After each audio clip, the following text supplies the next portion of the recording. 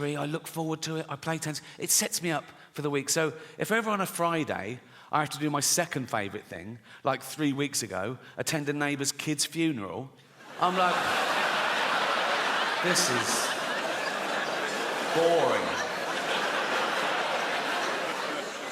But we all want respect, right?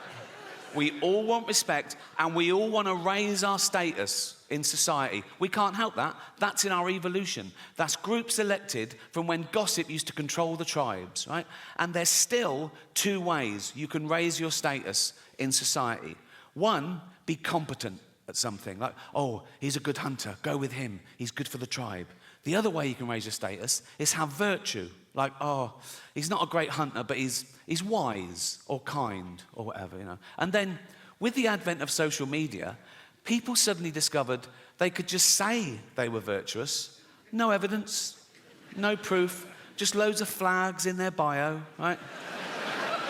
And they would raise their status by bringing other people down, catching other people out. Oh, look what he said. Oh, he's not as virtuous. Look how good I am. Look how bad. And that's where the term virtue signalling comes from, right?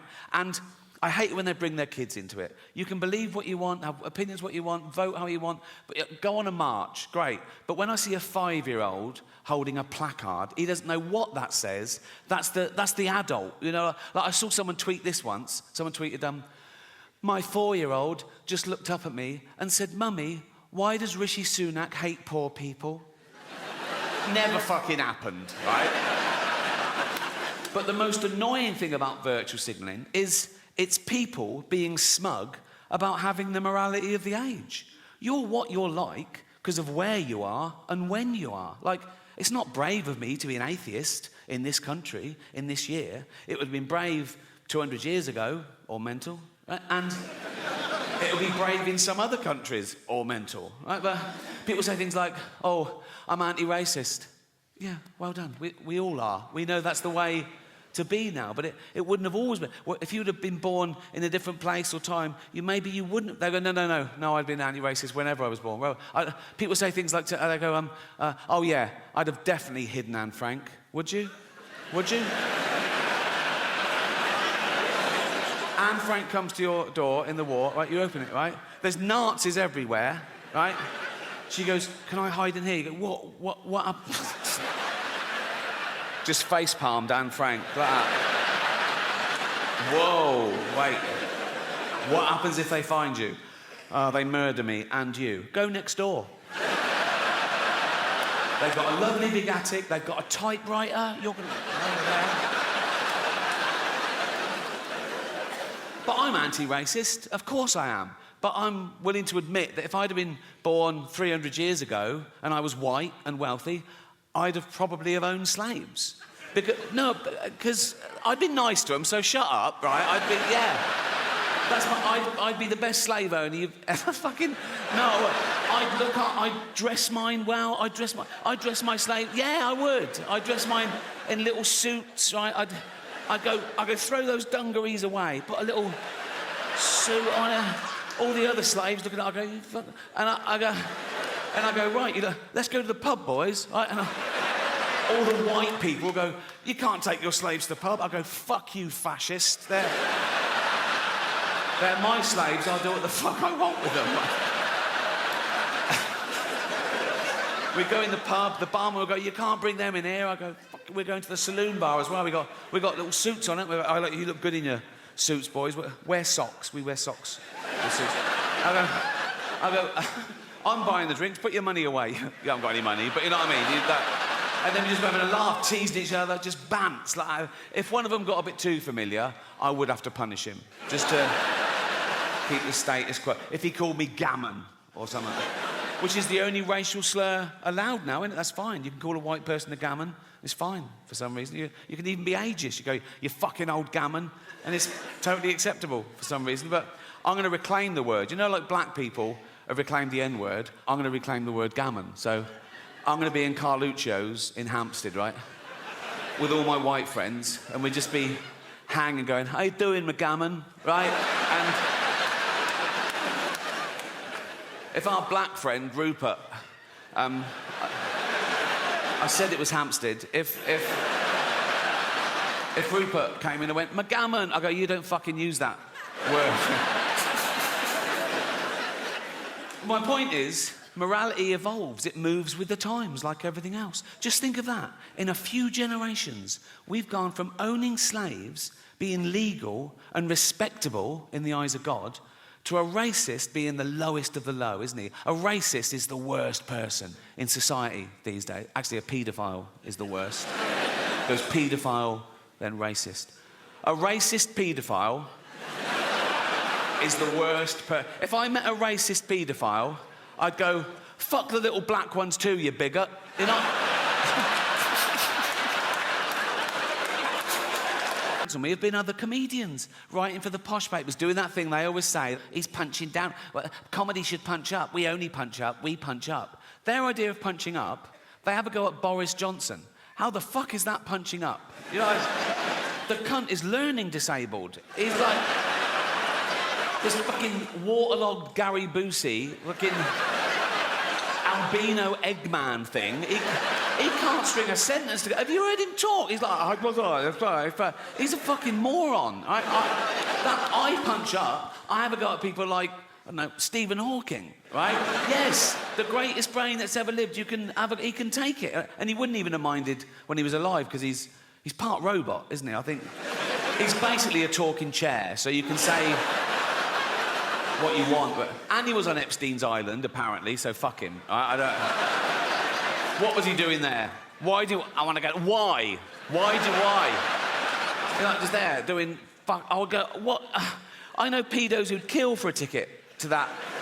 And he's just taking up a space. It's probably DEI or something. And they go, we need one. Like, I'll go, what are you doing here, Steve? He go, I'm thinking weird shit. Fuck off.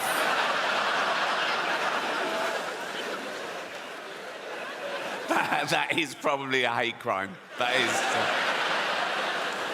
It's a big buzzword at the moment, isn't it? Hate crime. Whatever happens, someone always goes, oh, was it a hate crime? Why? Makes it so much worse. Does it? Why? If I was just walking home tonight and someone randomly jumped me, beat me up, mugged me, stabbed me, threw acid in my face, I wake up in intensive care, beep, beep, beep.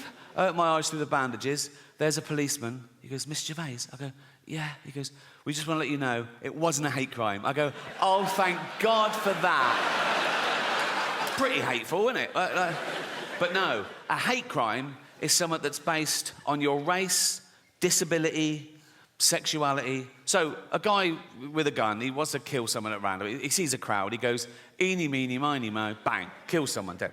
He goes to court. The judge goes, why did you kill that person? He goes, no reason. The judge goes, so you're not a bigot? He goes, oh, no. The judge goes, ah. 10 years. Right? Some other guy's got a gun. He goes, I fucking hate dwarves. Right? He sees a little dwarf. He takes aim, bang, kills the dwarf dead. Right? He goes to court. The judge goes, why did you kill that dwarf? He goes, because I hate the little cunts. Right? The judge goes, you're a bigot. 20 years. Now, he shouldn't get more for shooting a dwarf. If anything, it's a harder shot. Isn't it? If I was that judge, I'd go, what, you shot a dwarf at 100 metres, yeah? Fucking props, that is 5 years in the army. Get him in the army. I feel bad about that joke, because I was reading about the tough time dwarves have had through history. Like, in medieval times, they used to torture them and kill them. They used to put them in barrels with spikes and roll them down the hill for a laugh, right? And then in Victorian times, they'd stick them in the circus and make them do dangerous fucking things. And then as late as the 1980s, right, I remember colleges used to have events like dwarf throwing, where they were like darts on a thing, or dwarf bowling. And eventually someone said, what the fuck are we doing? Can we stop making dwarves do shit for our entertainment? And it stopped. And now it's back. Now they're in the Special Olympics. Now they've got, they're going, let's race them. And let's throw them in the water and see if they can swim. They can. Either thick or clever, normal or mental, right? Now there's like 1,000 new mentors, right? And it used to be a stigma. They go, I'm not mental. Now people go, I'm mental. You know what I mean? They want to, I'm mental. It's like everyone I know in media is ADHD. They go, I'm ADHD. I'm ADHD. Yeah, so I'm ADHD. Take the test. Yeah, I took the test 5 times. Passed it on the 5th. Oh, well done. Right? They go, and it's like, I'm writing a song about it, I'm writing a poem about it, I'm writing a book about it. Oh, well, yeah. And they brag about it. They put it in their CV and in their... it's got disorder. When did we start bragging about having a disorder? 20 years ago, you wouldn't have got given a business card and it said Ron Pike, anal warts. You know, just... keep it to yourself. No one cares. I think the new pandemic amongst the youth is going to be fear and anxiety, because now we've had a whole generation who grew up with social media. Instant gratification doesn't build character. They're not socialised properly. They can't deal face-to-face with people because they're used to hiding behind an identity and an avatar, and now they've got teachers and parents enabling their mental illness as opposed to trying to snap them out of it. And now they fear the thing they once loved. They're worried about the internet and AI. Young people are really worried about artificial intelligence. And I say this about AI. If it starts becoming a burden, switch it off, right? Like we did Nan. And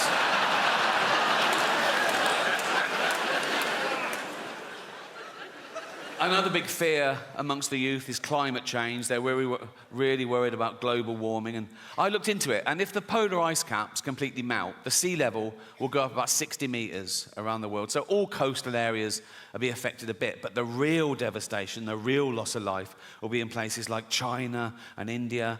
So relax. It's fine. But we all suffer from a bit of mental illness. We're all on the spectrum, aren't we? We've all got a little bit of OCD or anxiety or whatever. Like I'm a hypochondriac, right? Every morning I wake up and I think, right, what's wrong? Like, I go, what's that? Is that wasn't there yesterday? That was, what's that? What's that? And I Google it. I think, what?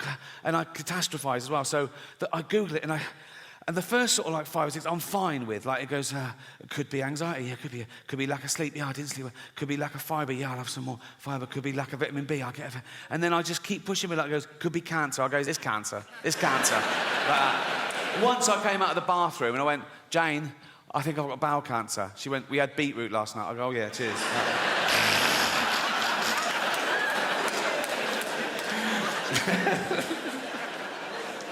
I want to end with hear the jokes beforehand, you can't cancel any. And they let me do that.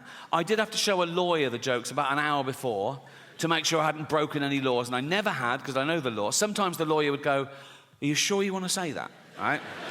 And I go, is it legal? They go, yep, technically. I go, let's do it, right? I've never had a joke stopped by the Golden Globes. That says something about them, to be fair, right? So, anyway, thank you.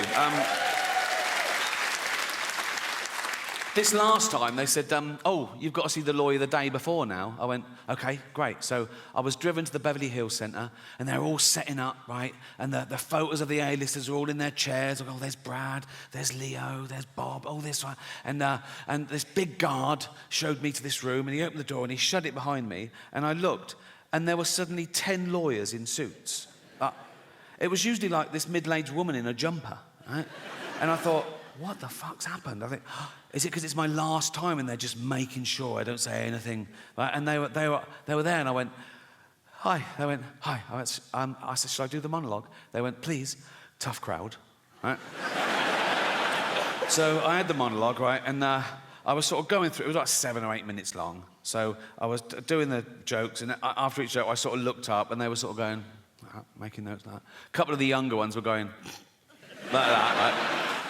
And I got to the end, and I went, that's it. And they went, good. I went, oh, great. I went, yeah. And then the head lawyer, he was about 60 years old, he had like white hair. He went, oh, yes, there was one thing. Now, I did this joke, I don't know if you remember. It went, the world got to see James Corden as a fat pussy. He was also in the movie Cats, but no one saw that. And it goes on, at one point I go, but Dame Judi Dench said it was the role she was born to play because she loves nothing better than plonking herself down on the carpet, lifting her back leg and licking her own minge, right? So this lawyer went, he said, this is all true, by the way. He went, when you say James Corden is a fat pussy, that's just referring to his role in Cats, right? I went, yeah.